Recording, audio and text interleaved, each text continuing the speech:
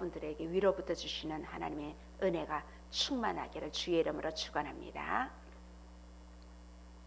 오늘은 요한일서 2장 1절에서 11절 말씀으로 새 계명 서로 사랑하라, 이런 말씀으로 함께 우리가 메시지로 은혜를 받고자 합니다. 지난주에 보았던 요한일서 1장에서 사도 요한은 하나님이 빛이시기 때문에 빛 대신 하나님과 사귀려며 우리 역시 어둠이 없는 빛이 되어야 함을 강조하셨습니다. 왜냐하면 빛과 어두움은 서로 사귈 수가 없습니다.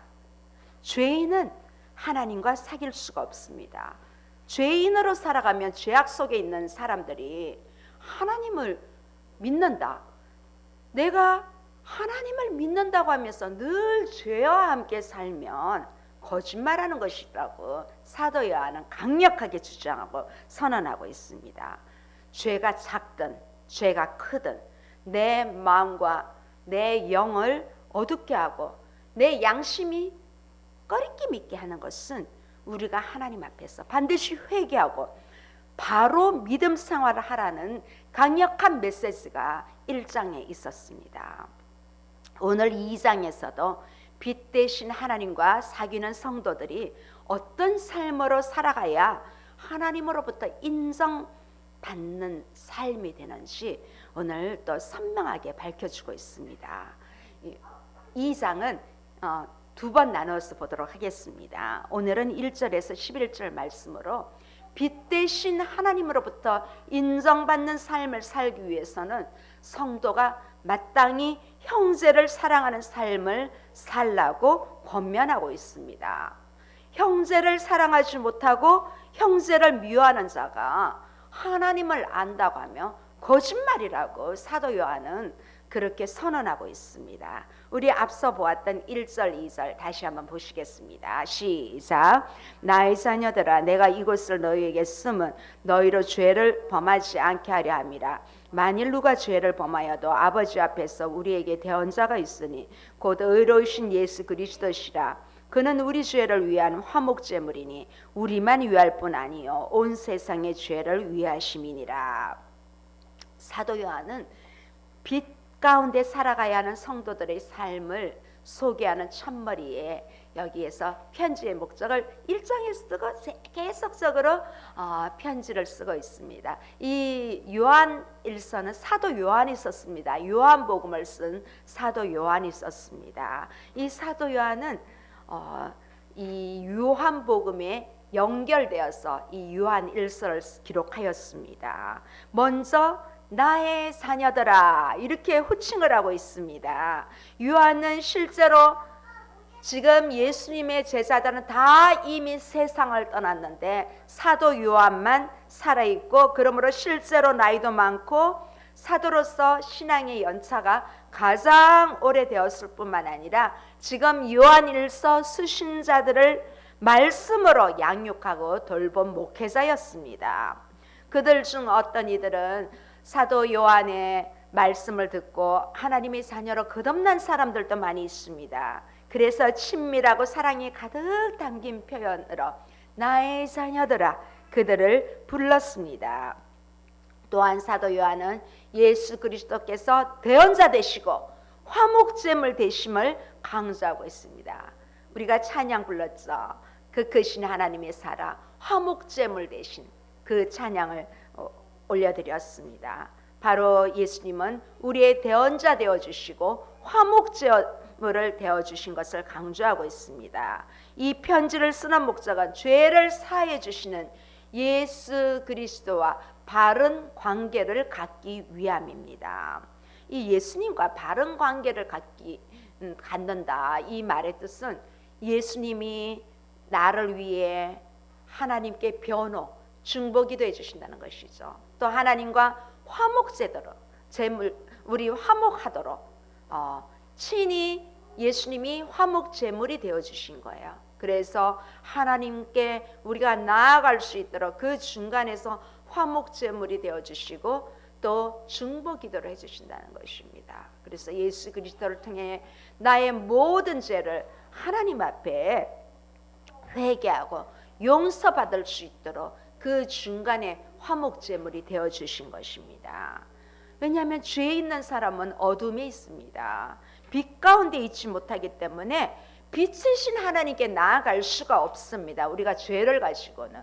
그래서 예수님이 그리스도가 되셔서 십자가에 주심으로 그 모든 핏의 대가를 지불해 주셨기 때문에 친히 화목 제물이 되어 주셨습니다.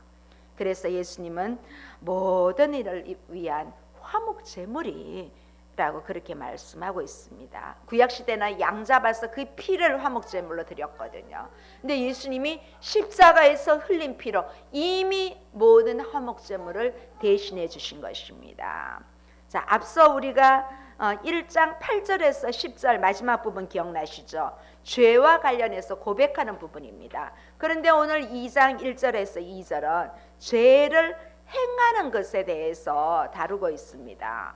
구원받은 성도들이 여전히 죄를 범할 수 있다는 전제는 1장이나 2장이나 똑같습니다.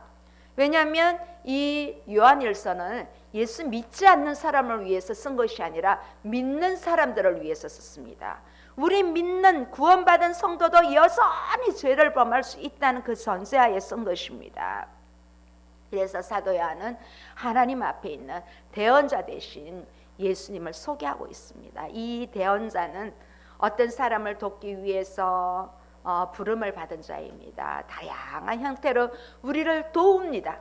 중재자 됩니다. 대변인의 역할을 합니다. 또 여기 앞절에 보면 아버지 앞에서, 이 말은 하나님 앞에서 있다는 것은 예수님이 이미 부활과 승천하신 그 이후의 모습을 보여주고 있습니다.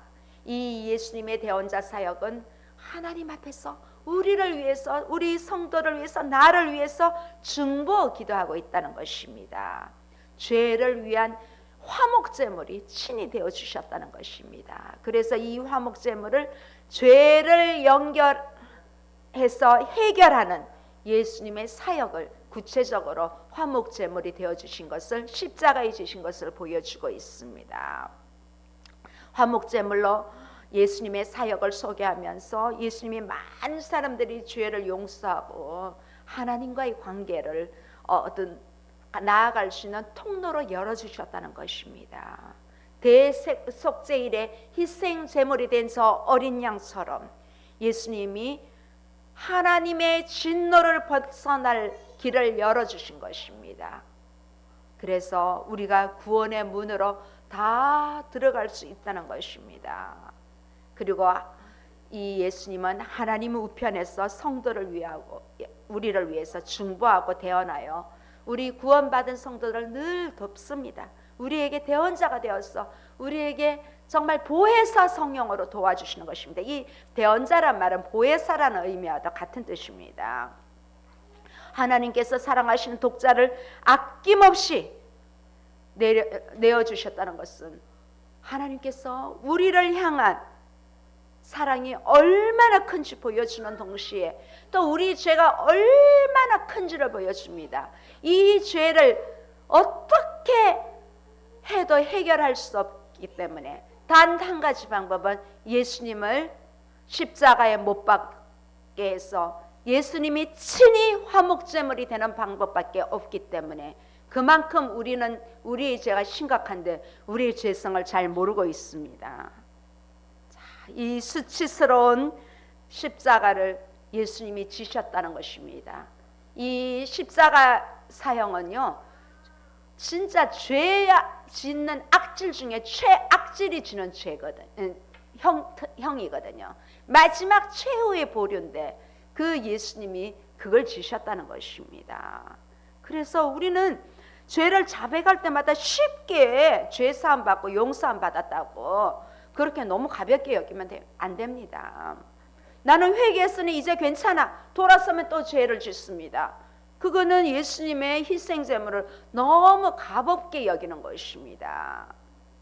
예수님이 그 죄에, 우리의 죄에, 모든 인류의 죄에 상응하는 가장 큰, 정말 조금 더 부족함 없이 치르셨기 때문에 이제는 우리는 죄의 심각성을 알아야 될 때입니다.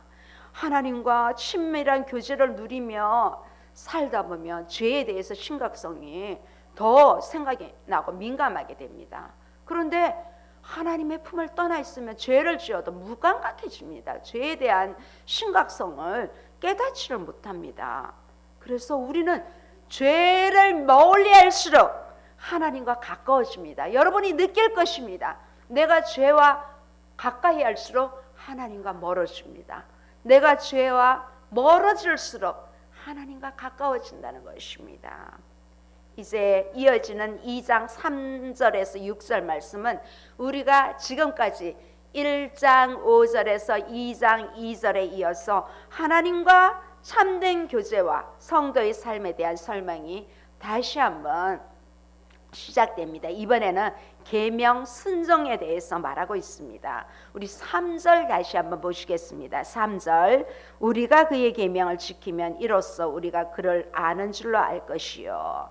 이 사도 요한은 만일 우리가 그의 계명을 지키면 이로써 우리가 그를 아는 줄로 알 것이라고 3절에서 말합니다. 그를 안다. 이 안다. 우리 그 사람 안다.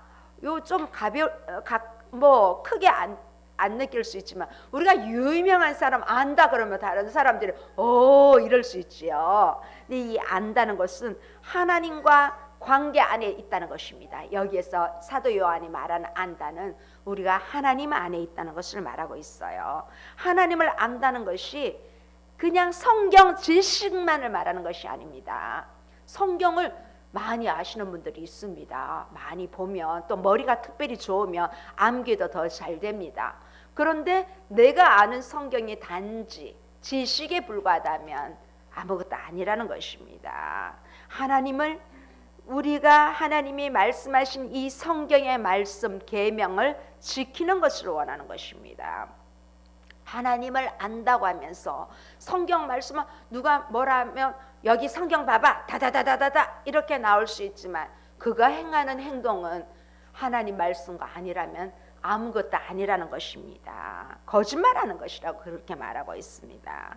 이 요한일서에서는 하나님을 믿는다는 그런 뜻으로 몇 가지 표현이 있습니다. 우리가 앞서 봤던 1장 3절에는 하나님과의 사귐을 표시했습니다. 이 사귐은 교제. 또 오늘 2장 6절에는 그의 안에 산다 이렇게 표현하고 있습니다.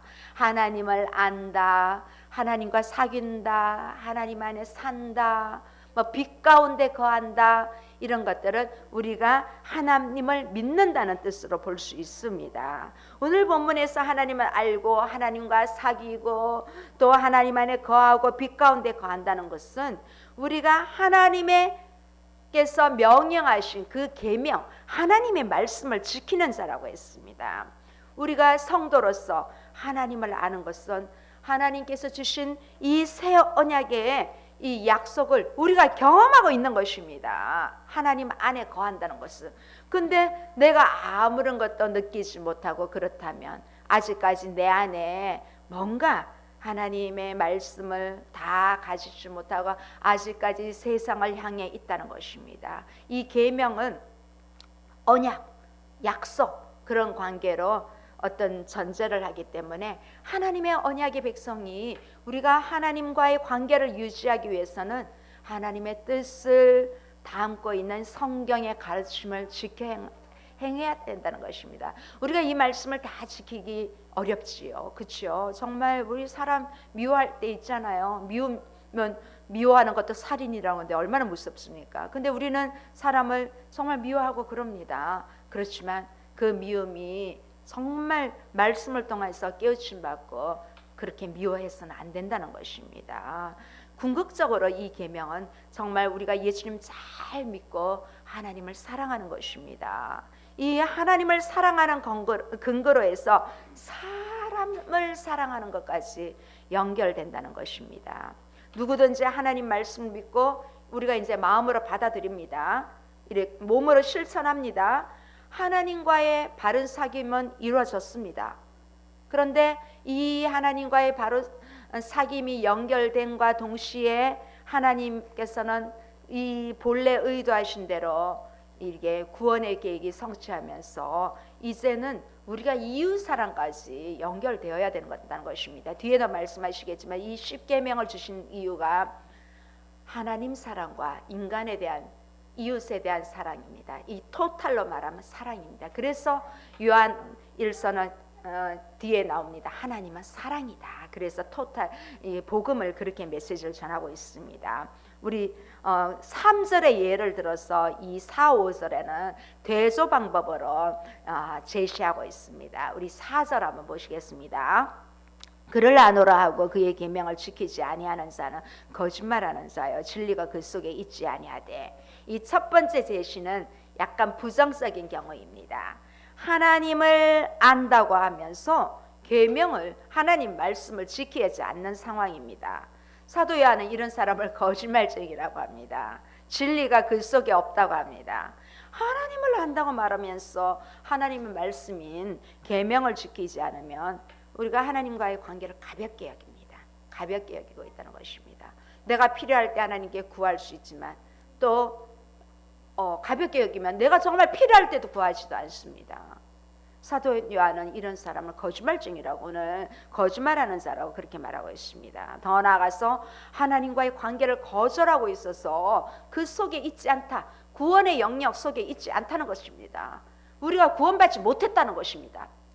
구원에 대한 건 우리가 예수님을 믿음으로 구원받습니다. 그런데 성경에는 그거 하나만 두고 있지 않습니다. 하나님 말씀에 이렇게 순종하지 못하면 구원받지 못했다고 또 얘기합니다. 그래서 이 구원은 계속적으로 우리가 예수님을 믿을 때 구원은 받았습니다. 이 구원을 계속 이루어 가야 합니다. 그런데 중간에 우리가 이렇게 하나님 안에 거하지 못하면 구원받은 성도가 아니라는 것입니다. 더 나아가서 하나님과의 관계를 거절하고 있는 것입니다. 자, 또 5절에는 하나님 말씀을 지키는 긍정적인 경우를 말하고 있습니다. 이 4절은 약간 부정적인 경우고 5절 한번 보시겠습니다. 누구든지 그의 말씀을 지키는 자는 하나님의 사랑이 참으로 그 속에서 온전하게 되었나니 이로써 우리가 그의 안에 있는 줄을 아노라. 긍정적인 사람은 그 속에 그 안에 하나님 사랑이 온전하게 있다는 것입니다. 그리고 우리가 그 사랑 안에 있는 줄 알게 된다고 그렇게 말하고 있습니다. 자, 이 5절에 하나님의 사랑이 참으로 그 속에 온전하게 되었나니 이 말씀 뭘까요? 우리가 하나님의 말씀에 순종할 때 하나님께서 우리에 대한 사랑이 더 온전하게 채워진다는 것입니다. 이 요한복음 14장에서 너희가 나를 사랑하면 나의 계명을 지켜라 그렇게 말씀하셨어요. 앞서 말씀드렸지만 지난주에도 말씀드렸지만 이 요한일서는 요한복음과 연결되어 있습니다.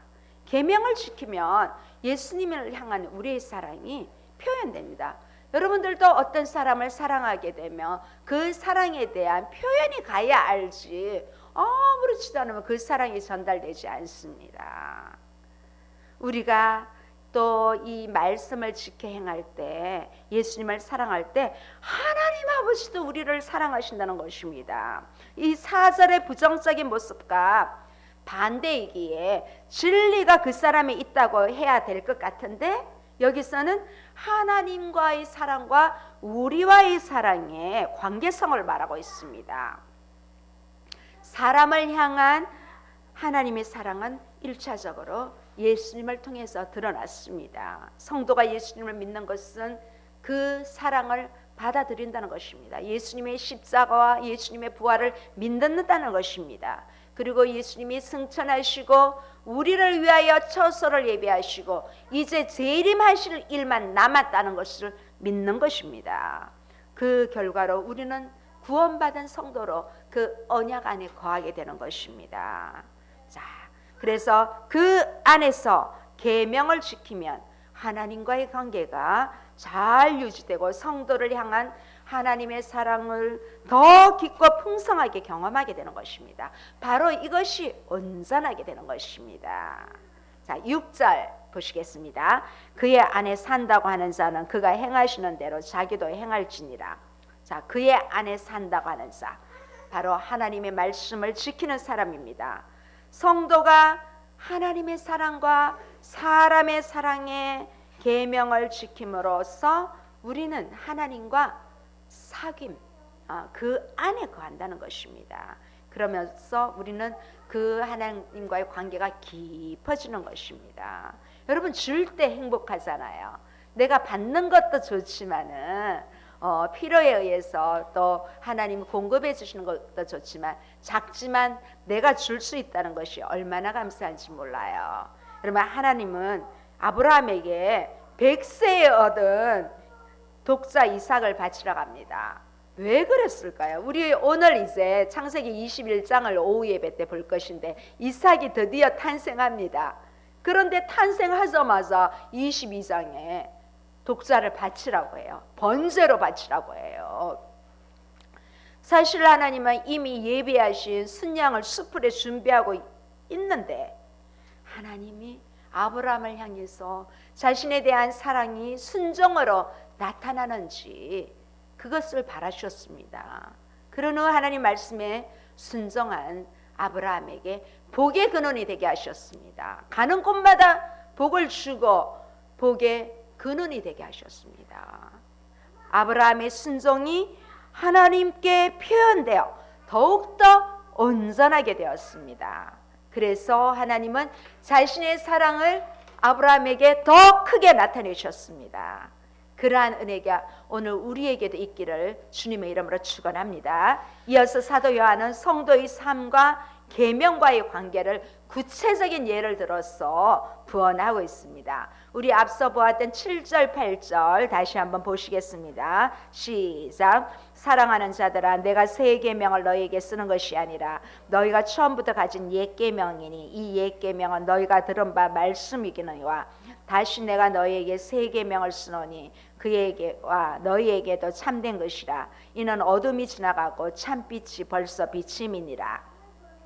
사도 요한은 자신의 가르침을 새 계명이 아닌 옛 계명이라고 하면서 또 옛 계명이라고 하면서 새 계명을 쓰고 있다고 그렇게 말하고 있습니다. 약간 모순 같은 말이지만 이 7절과 8절 사이에 어떤 시점을 구분하면 될 것 같습니다. 우리 7절에 보면 처음부터 말하고 있어요. 이것은 처음부터라 말하면 사도 요한이 복음을 전한 시점을 의미합니다. 그러니까 이 시점에서는 옛 계명이 되는 거예요.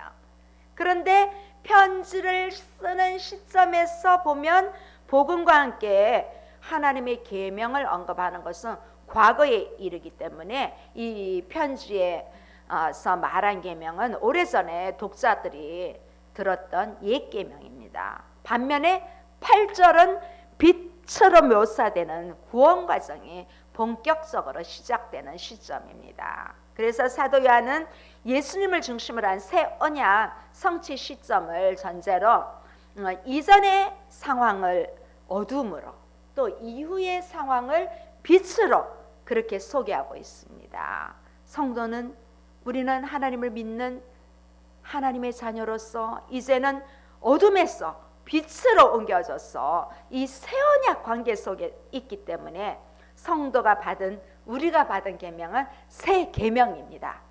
그래서 사도 요한은 새 시대의 계명 지킴의 필요성은 형제 사랑을 예를 들어서 그렇게 소개하고 있습니다. 우리 9절에서 11절 다시 한번 보시겠습니다. 시작. 빛 가운데 있다 하면서 그 형제를 미워하는 자는 지금까지 어둠에 있는 자요, 그의 형제를 사랑하는 자는 빛 가운데 거하며 자기 속에 그리낌이 없으나 그의 형제를 미워하는 자는 어둠에 있고 또 어둠에 행하며 갈 곳을 알지 못하나니 이는 그 어둠이 그의 눈을 멀게 하였습니다. 이 사도 요한은 새 시대의 계명 지킴의 어떤 필요성을 이 형제 사랑을 예를 들어가 있습니다. 우리 9절에는 보면 약간 부정적으로, 또 10절은 긍정적으로, 또 11절은 다시 부정적인 형태로 이렇게 말하고 있습니다. 여기서 핵심은 빛 가운데 있다는 이 정체성 고백과 함께 형제 사랑의 삶이 함께 있어야 된다는 것을 사도 요한은 말하고 있습니다. 우리는 구원받은 성도라고 말하면서도 형제를 미워하면 이 비단에 거하지 못한다는 것입니다. 어둠을 따라 산다는 것입니다. 그러나 형제를 사랑하면 우리에게는 어둠을 벗어나 빛과 그 안에 있다는 것입니다. 말씀을 따라 행한다는 것입니다. 자, 이 요한 1세의 독자들은 처음부터 복음과 하나님의 계명을 들은 사람들입니다. 그들이 믿음으로 반응했다면 반드시 이 형제 사랑에도 반응해야 된다는 것입니다. 이렇게 복음에 반응하며 구원받은 성도라면 우리는 계명 준수를 통해서 하나님과의 관계의 정체성에 합당하게 살아야 된다는 것입니다. 그래서 우리가 세상에 나가서 다 교회 다니고 예수 믿는 사람인 줄 아는데 잘못된 행동을 하면 대체로 믿지 않는 사람들은 바로 하는 말이 교회 다니는 사람이 뭐 저래, 그 말을 가장 많이 하거든요. 그래서 요즘은 교회 차들이 그 교회 스티커를 안 붙인대요. 가끔 교회 차를 운행하시는 분들도 위반도 할 수 있고 그러기 때문에 교회 차가 저런다는 그런 말을 듣는다고 교회 스티커를 잘 안 붙인다고 그러더라고요. 근데 우리는 율법을 이렇게 십계명을 요약하면 이 율법을 요약한 것이 십계명이거든요. 이 십계명에는 하나님 사랑과 이웃 사랑에 대한 계명이 10개로 축약되어 있습니다. 하나님을 사랑하는 사람은 반드시 이웃을 사랑해야 된다는 것입니다. 이 이웃 사랑이 빠진 하나님 사랑은 있을 수 없다는 것입니다. 하나님을 믿는 사람들에게 우리에게 십계명을 지키도록 주셨잖아요. 1계명에서 4계명은 하나님을 사랑하라는 계명입니다. 근데 5계명은 부터 10계명은 이웃 사랑으로 그렇게 나타내고 있습니다. 앞에 거 4가지는 잘 지켜요. 그런데 뒤에 거 6가지가 지켜지지 않는다면 이 형제 사랑을 우리가 하나님의 뜻에 거슬리게 하는 것입니다. 어기는 것입니다. 자, 그렇지 않습니까? 이웃 사랑에 대한 것은 또 우리가 3장, 4장에서도 계속 강조하고 있습니다. 그 이유가 바로 이웃 사랑이 빠진 믿음이란 불가능하다는 것을 보여주고 있습니다. 이웃 사랑을 새 계명이라고 표현한 것은 원수와 형제 사랑에 대한 계명이 구약에도 주어졌습니다. 그런데 예수님께서 이런 사랑을 십자가로 몸소 보여주셨기 때문에 이 계명은 옛 계명이 아니라 이제 새 계명이 된 것입니다. 우리 11절에 보면 형제를 미워하는 자를 두고 어둠에 있는 자요. 어둠에 있기 때문에 눈이 멀게 되어서 어두우면 안 보이잖아요. 멀게 되어서 어디로 갈지를 모릅니다. 형제를 미워하는 사람은 어둠이 앞을 가린다는 것이에요. 그래서 성도가 어떤 행함을 가져야 할 것인지 우리에게 분명하게 사도 요한은 말하고 있습니다. 우리가 빛을 찾아 가지 않고 어둠 속에 헤맸다면 우리는 결국 그 하나님에 대한 사랑이 나타나지 않습니다. 자, 이렇게 본문에서 분명하게 밝혀준 것은 아무리 하나님에 대한 지식과 열심히 있다 해도 하나님의 말씀인 이 계명 성경을 지키지 않는다면 하나님을 아는 사람이 아니랍니다. 얼마나 무섭습니까? 우리는 하나님을 믿는다고 하는데 난 널 모른다 그러면 어떻게 되겠습니까? 이렇게 형제를 사랑하는 계명을 주시면서 만일 네 형제를 미워한다면 계명을 지키지 않는 거야. 그렇게 사도 요한은 강력하게 우리에게 전하고 있습니다. 이미 요한복음에서도 예수님이 수차례 이야기하셨습니다. 자, 계명을 지키지 않는 자라면 이 하나님의 인정을 받지 못한다는 것입니다. 나는 정말 하나님 잘 믿어. 나 교회 열심히 다녀. 그렇지만 전혀 신앙과 교회 안에서는 신앙이 될 수 있습니다. 근데 교회 밖에서 신앙 생활이 되지 않는다면 우리는 하나님 믿지 않는 자라고 합니다. 얼마나 두렵습니까? 그러면 우리는 이후에 어떻게 되겠습니까? 우리는 교회 안에서 위치도 있습니다. 신분도 있습니다. 말씀의 은혜, 찬양의 은혜, 기도의 은사를 받은 그러한 사람들도 있습니다. 이 모든 것 참 중요합니다. 우리가 기도의 은사 받은 것도 중요하고 여러 가지 다 중요합니다. 그런데 이런 분들도 하나님이 인정해 주십니다. 문제는 이 모든 것이 인정된다 할지라도 형제를 사랑하지 못하고 미워한다면 아무것도 아니라는 것입니다. 그 인정이 무의미하다는 것입니다. 형제를 미워하면서 교회 와서 열심히 일합니다. 하나님을 위해서, 하나님의 사역을 위해서 열심히 전도하러 다닙니다. 그런데 돌아오면 형제 사랑이, 가족 사랑이 표현되지 않는다면 이것은 아니라는 것입니다. 우리는 내게 잘하는 형제는 잘할 수 있습니다. 내게 잘해주니까. 그런데 문제는 내게 잘하지 못하는 형제 사랑이 문제가 됩니다. 그러나 하나님께서는 지금 지적하려고 하는 것은 내게 잘하는 형제 사랑을 두고 말하는 것이 아닙니다. 내게 잘 못하는 그러한 사람을 두고 하는 것입니다. 그래서 우리는 겸손해져야 합니다. 내가 살아있으면 내게 못한 사람은 똑같이 하게 됩니다. 똑같이, 이는 이, 눈은 눈 똑같이 하게 됩니다. 그러면 우리 하나님 사랑의 안에 거하지 못한다는 것입니다. 남을 미워하게 되고 남에게 친절하지 못하도록 내 자신을 이렇게 좀 완악하게 만드는 것을 우리 이 시간 내려놓기를 바랍니다. 하나님 앞에 내려놓고 정말 안 될 때는 기도하십시오. 하나님, 저 정말 너무 미운데 어떻게 하면 좋습니까? 저한테 저렇게 할 수가 있습니까? 그렇게 생각이 들거든. 하나님, 저 좀 더 내려놓게 해주십시오. 저 좀 겸손하게 해주세요. 저의 교만을 내려뜨리게 해주십시오. 이렇게 기도하시기 바랍니다. 우리 교회 성도들이 모인 것은 가정이든 교회든 늘 이런 평화가 임하기를 바랍니다. 그러면 어둠은 벗어나게 됩니다. 그러므로 예수 안에 있는 사람들은 서로 사랑하라는 이제 옛 계명에서 예수님으로 인해서 새 계명으로 순종하기를 원합니다. 이 순종이 어렵습니다. 그런데 성경에 보니까 순종하지 못하면 구원받을 수 없다, 그런 부분도 있어요. 우리 다시 한번 이 요한일서에도 똑같은 말씀인 것입니다. 우리가 아무리 예수님을 믿고 하나님 안에 거하고 있지만 우리가 형제 사랑의 순종을 실천하지 못하면 우리도 예수님 밖에 어둠에 있다는 것입니다. 오늘날 많은 크리스찬들이 하나님과 사귐이 있다고 말하고 예배에 헌신적으로 참여하며 하나님을 사랑한다, 찬양도 열정적으로 합니다. 그런데 사람들과의 관계에서 많은 걸림돌을 두고 제거하지 못한 상태에서 예배드린다는 것은 아니라는 것입니다.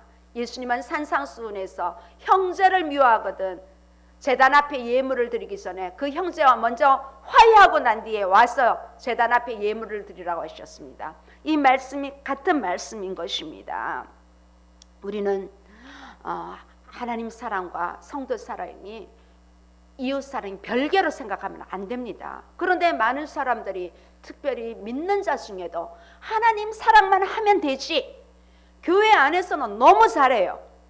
그런데 바깥에 나가면 안 된다는 것, 이건 아니라는 것입니다. 요한일서 4장 20절 우리가 앞으로 보겠지만 이런 말씀이 있습니다. 우리 함께 읽어보시도록 하겠습니다. 시작. 누구든지 하나님을 사랑하노라 하고 그 형제를 미워하며 이는 거짓말하는 자니 보는 바 그 형제를 사랑하지 아니하는 자는 보지 못하는 바 하나님을 사랑할 수 없느니라. 이 빛 대신 예수님 안에서 우리가 사랑의 빛을 받았어요. 그런데 내가 받은 이 사랑을 다른 사람에게, 형제자매에게 그 빛을 반사하지 못하면 분명 그 중간에는 빛을 가로막고 있는 어둠이 있다는 것입니다. 이 어둠은 죄라고도 볼 수 있어요. 자, 형제를 미워하는 것은 죽기까지 사랑하신 그 예수님의 사랑과 어울리지 않는 것입니다. 우리가 그 예수님을 믿는데 내게 잘못한 이 사람은 너무 싫어. 그럴 수 있습니다. 그렇지만 그걸 끝까지 가지 마십시오. 우리 중에 혹시 오랜 세월 동안 여러분 미워하고 있는 사람이 있습니까? 미워하는 가족이 있습니까? 미워하는 친구가 있습니까? 동료가 있습니까? 예전에 함께 다녔던 교회 성도가 있습니까?